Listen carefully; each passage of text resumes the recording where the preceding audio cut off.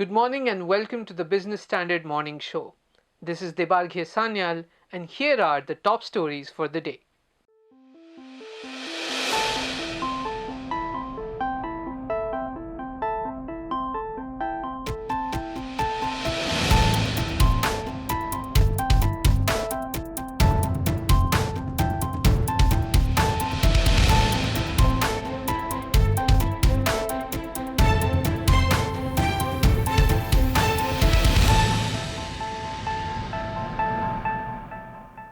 The State Bank of India recently filed a plea in the Supreme Court seeking clarifications on the latter's verdict in relation to identifying fraudulent accounts. The apex court had earlier said that a borrower must be heard before the account is declared fraudulent. It said that doing so is in line with natural justice. Now the bank has come out with certain suggestions in regards to the plea. So, why is the SBI not completely on board with the SC's verdict? What does the lender's plea say? And what does all of this tell us about the Indian banking sector? Tushar Verma brings us the answer.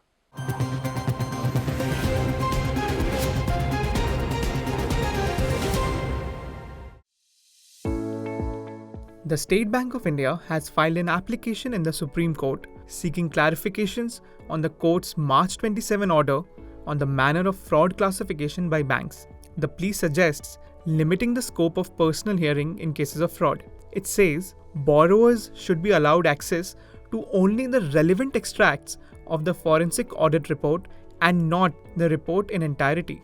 According to SBI, this is the only way to comply with the principles of natural justice. But why did SBI come out with this plea in the first place? The bank argues that assuring in-person hearing of all accounts suspected of fraud would not only delay the process, but also allow the accused to destroy evidence and abscond country. Business Standard's Tamal Bandyopadhyay explains SBI's apparent disagreement with SC's verdict. For the past few years, there have been pressure from Reserve Bank of India, the RBI notification that Supreme Court has reacted to that, and then the Finance Ministry also have been putting pressure on the banking system to fasten the process of identifying the fraud accounts. Now, bankers are not exactly, they do it with full speed because there are multiple reasons, because we believe in our system is of consortium banking. There are only very few accounts are only sole lender. And State Bank of India being the lead bank of multiple consortium lendings to different entities, which turned into fraud. So this is not surprise that being the largest lender, and State Bank is one of the top 50 lenders globally. And of course, India's thing, it's about, I think, a little over 1/5 of the banking system is represented by State Bank of India. So I'm not surprised that State Bank of India, it's not out of the blue because State Bank of India is involved. State Bank of India had moved Supreme Court along with Reserve Bank of India. It is not as if banks presently do not allow hearings before declaring an account fraud. The difference is that while willful defaulters are given a hearing, fraudsters are not. Banks have to maneuver an intricate maze of processes and guidelines that involves RBI, Central Economic Intelligence Bureau, Department of Financial Services, and many others. The plea points out that allowing in-person hearing despite having an existing detailed mechanism will only add an extra layer of compliance, which will allow the accused to delay the investigation. What possible impact could be there on the financial health of banks if the process of identification of fraudulent accounts is delayed? I think the delay would impact the ultimate filing of FIR with the authorities, the CBI or police authority, because although there is no prohibition in filing FIR without declaring an account of fraud, but still, if it is a borrower account, because this circular takes into account two types of frauds. One is perpetrated by the borrower, another by internal players of the bank within the banking system. So there you don't need to give them any opportunity. If you have come to know the commission of a offense, so you are supposed to report it to the investigating agency. So the obligation to report is immediate. But because of internal procedures by the bank take the usual time reporting to RBI and then internal committee deciding on the issue. So bank should be given liberty to decide the timeline, but how much time is to be provided, within which time the borrower has to respond. Earlier, banks could not allow hearing in cases of fraud accounts since the RBI circular of 2016 mandated a strict deadline. The SC, in its verdict, had asked to ensure in-person hearing within a set timeline. On the bank side, the process of identification anyway takes a long time. 90.6% of frauds reported in FY19 were the ones committed between FY 2001 and FY 2018. So, how can the financial system be safeguarded while ensuring natural justice is preserved as well? Banks are calling them fraud. I mean, identifying their fraud after the due procedures. And whether the entity has been given an opportunity to be heard or not, that's a separate story. But the entity is been kept in the loop at every stage. But the weak link in the entire process is our investigative agencies. I'm not talking about the forensic audit. I'm talking about, let me be very blunt, CBI. I mean, it's an utter failure. It's unfortunately our investigative agency, particularly I'm naming again CBI, is not well equipped in this particular area of financial sector fraud. Unless our investigative agency is well equipped to handle the banking sector related issues, the frauds, I think this delay will continue. While there is no disagreement on following the process of natural justice, the Supreme Court's directive can further slow down fraud investigation by banks. Experts believe a well-equipped and skilled investigative agency can come in handy to hasten the processes. It now remains to be seen how the Apex Court reacts to SBI's plea.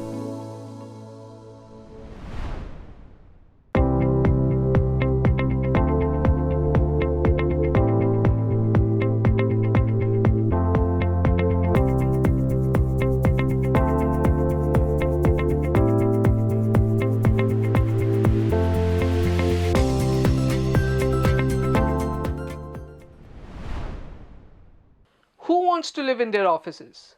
Nobody, right? Well, almost nobody. Turns out, in Western urban hubs like New York, London, and Chicago, some office spaces that have fallen out of use are now being turned into luxury apartments and condominiums. While the trend isn't new, it has picked up post-pandemic. But will it find any takers in India? Will Indian offices also turn into apartments? Let's check out the floor plan in our next report.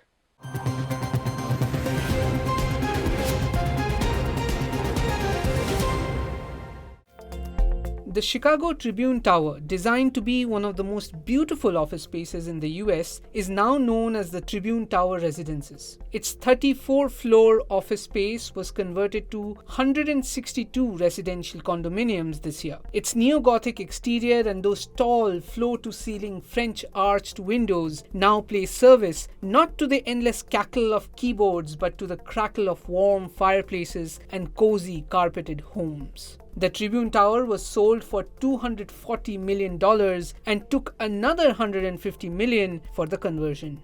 The tower isn't the only example. Architectural design educator and YouTuber Stuart Hicks points out that office spaces across the US and the Western world are sitting vacant due to the changing nature of work in the wake of the COVID-19 pandemic. Vacancy rates are as high as 20% in the US. Moreover, according to a recent study done by professors at Columbia and NYU, the US's commercial real estate industry is predicted to plunge 39% or $454 billion over the next 2 to 3 years.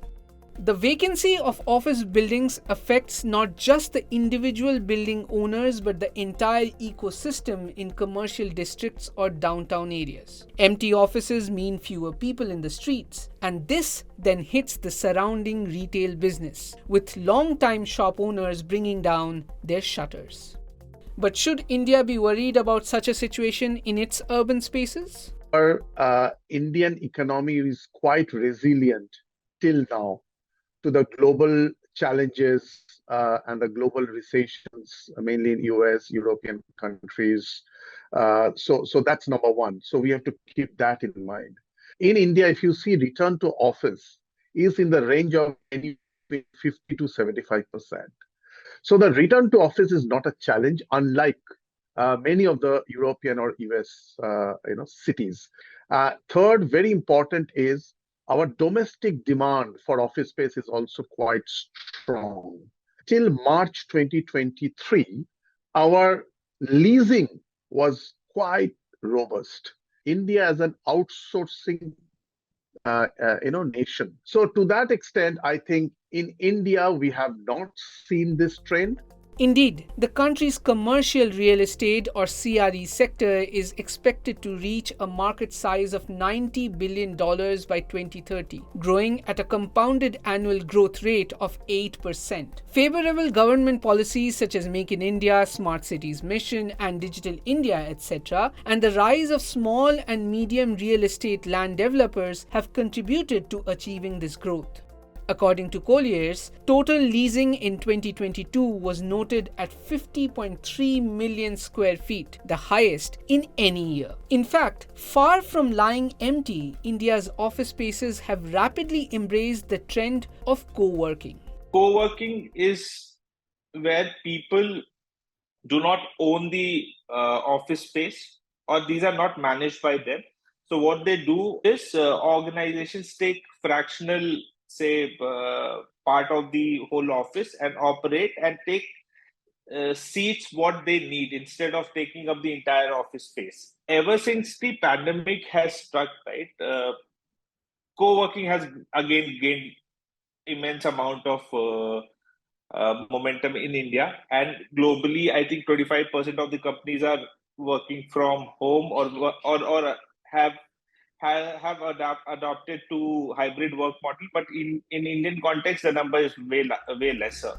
Experts also believe that besides the lack of any such market necessity, the cost of converting an Indian workspace construction into a living space is prohibitive. When it comes to converting a fully built office space to a co-living, it's very, very difficult because the initial thesis of building a structure was very different.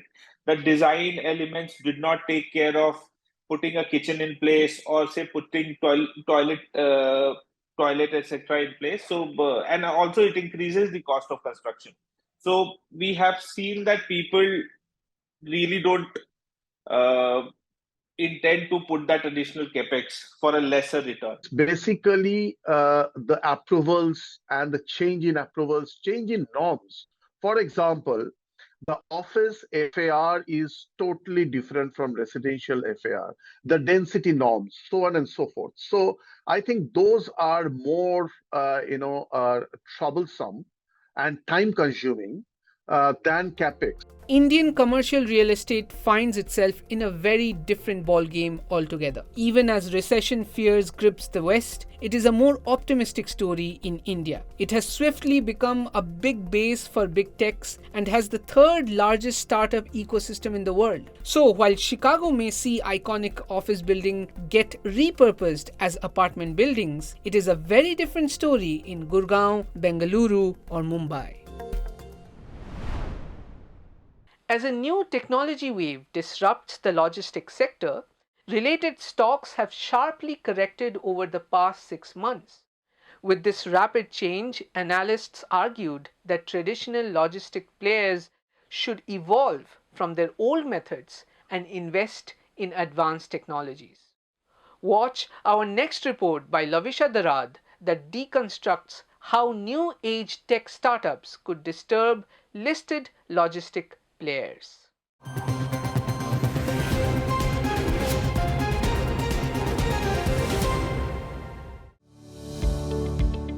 Amid intense competition from new-age tech startups coupled with weak macros, shares of logistic companies underwent sharp correction in the past 6 months.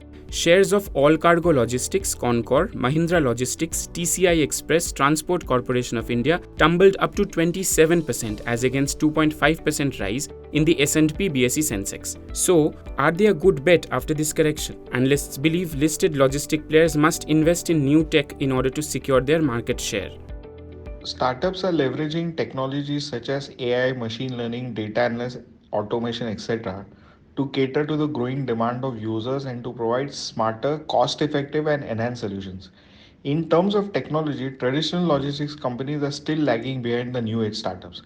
As mentioned earlier, the domestic logistics space is changing rapidly due to the introduction of multimodal logistics, improving railway road infrastructure, and rising demand for efficient, seamless transportation of goods. It is the time for traditional logistics companies to veer from the old methods and invest in tech platforms. It is the only way to secure their market share in the coming years, or they will continue to grow at a single digit growth and lose market share to new age companies.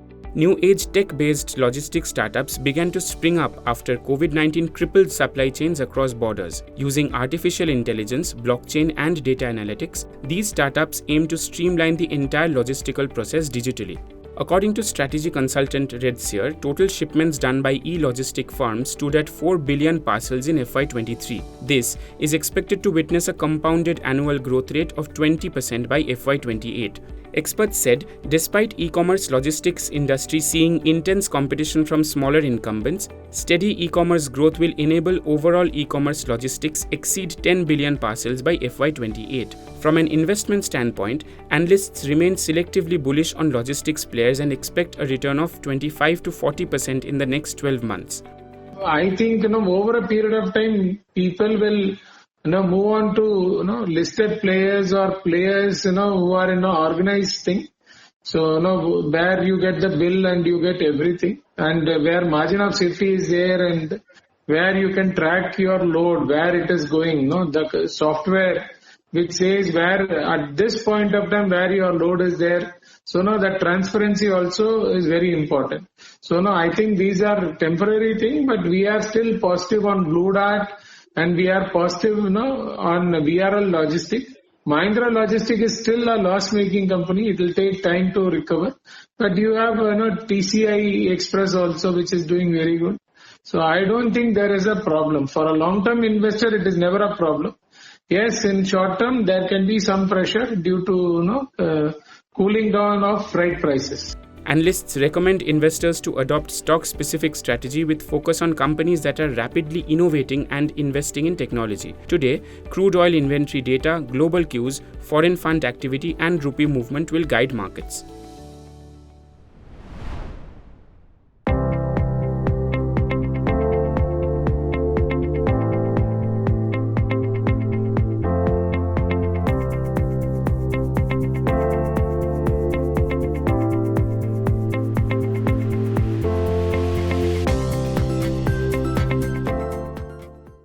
The Overseas Citizenship of India, or OCI, has again come into the limelight after the centre cancelled the OCI status of American Kannada language actor Chetan Kumar last week.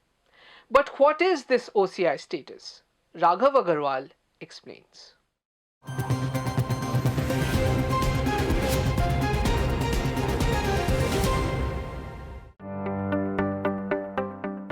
Last week, the Ministry of Home Affairs cancelled the Overseas Citizenship of India status of actor Chetan Kumar. The American Kannada language actor was asked to submit his OCI card in 15 days. But what does the Overseas Citizenship of India, or OCI, mean? OCI is a form of permanent residency available to people born in India or with Indian ancestry and their spouses. It allows them to live in India and work here indefinitely. In simpler words, it is lifelong visa to live in India. So are they the same as Indian citizens? Not quite. People with OCI status carry citizenship of other countries and are not Indian citizens. So they do not carry the right to vote in India. The centre provides an OCI card to eligible people and can also revoke it in a wide variety of circumstances. Under Article 9, the Indian Constitution does not allow dual citizenship. No person with a passport from any other country can be granted citizenship in India. But there are an increasing demand to allow it for the Indian diaspora. In response, the centre introduced the OCI scheme in the Citizenship Amendment Act of 2005. The OCI program was launched during the Pravasi Bharatiya Divas convention held in Hyderabad on January 9, 2006. Before January 9, 2015, travelers holding an OCI card were required to carry a passport which contained the U visa stamp while traveling to India. It was done away with, and OCI holders no longer require the lifetime visa stamp passport. Overseas Citizens of India or OCIs are entitled to multi-purpose, multi-entries and a lifelong visa, allowing them to visit India at any time for any length of time and for any purpose. They are exempted from police reporting for any length of stay in the country.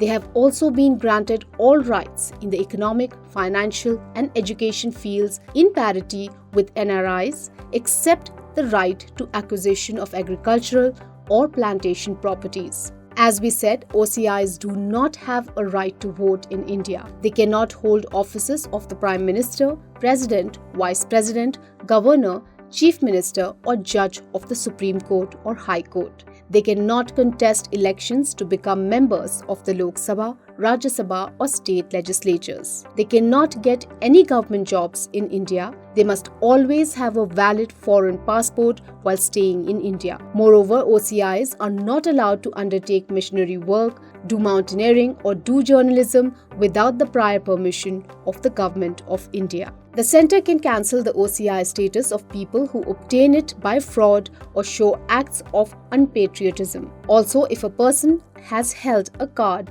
for under 5 years and breaks any law punishable with at least 2 years in jail, the Centre can revoke their OCI status. In 2019 Citizenship Amendment Act, the Centre gained additional power to strip people of their OCI status if they violate any local law. They can revoke the status if the person commits a petty infraction or a heinous felony. It made conditions more difficult for OCI holders, but after the amendment, OCI holders got the right to be heard by the Centre before their card was taken away. The amendment was passed by the Parliament of India in 2019, but it has yet to frame and implement specific rules around it. I will achieve, I will fly high.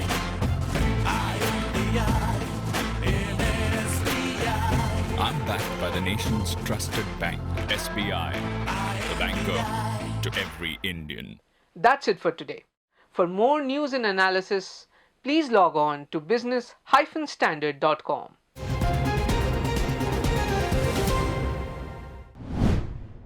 If you like this video, share it and subscribe to Business Standard. For more news, views and insights, log on to www.business-standard.com. Do also follow us on YouTube, Twitter, Facebook, Instagram, Telegram and LinkedIn.